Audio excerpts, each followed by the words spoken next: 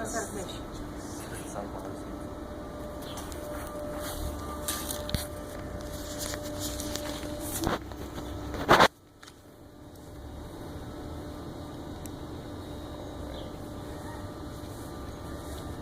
Our lives are defined by moments of impact. The strike, the bite, or even the slightest tug before the exhilarating and addicting hook set, and then the battle begins. Most everyone has a hobby, something they love to do more than anything, and mine is fishing. Just as I previously described bass fishing, to be specific. I spend most of my time in the summers bass fishing and pre-fishing for tournaments.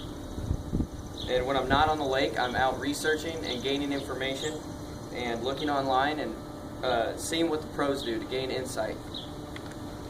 I'm going to demonstrate how to cast this spinning reel combo and a few jigging techniques for largemouth bass.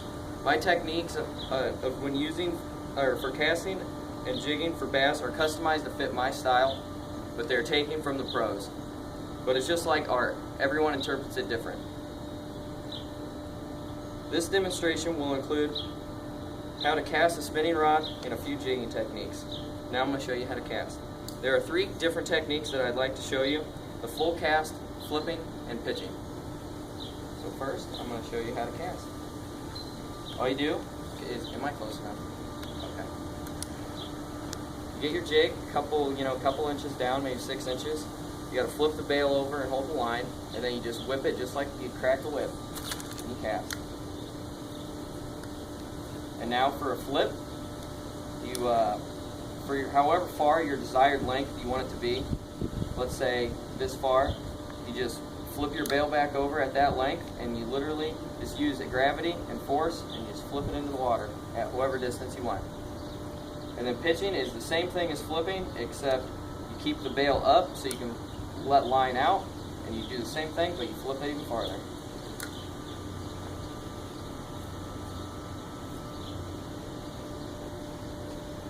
Now that I've given you a brief tour on how to cast, full cast, how to flip, and how to pitch, you're ready to go out and try it.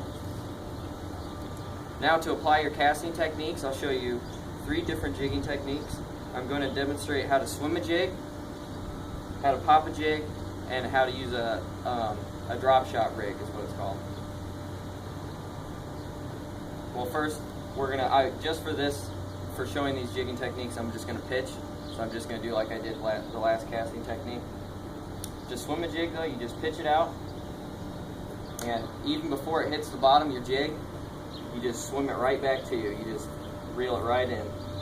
To pop a jig, the only difference is it's the same thing, except you have to wait for your jig to sink however depth it is, and once you feel it hit the bottom, you just pop it all the way back to you. And then for the last rig, the drop shot rig, you have to, it's set up a little bit differently with your jig above a weight, which is a drop shot. And for starters, a lot of people, just to get the hang of it, they just drop it over the side of the boat. Let's say it's 10 foot deep. You drop it straight over. And let's say, okay, it hits the bottom. You actually don't want your weight to come off the bottom. You want to sit there and pop that worm and make it do all kinds of little funny looking things. And it's a finesse style of jigging, and it's to get those hard bass that don't want to bite, because their instincts will make you want to bite it. Now that you know a few jigging techniques, it can help you land a big one. This speech has concluded how to cast a spinning rod and a few jigging techniques.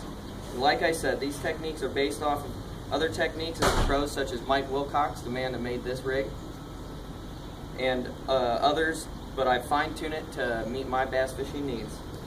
Bass fishing is my way of cleansing my soul, to release the stress of everyday life. And whether or not you use these techniques, I wish you luck in whatever makes you happy.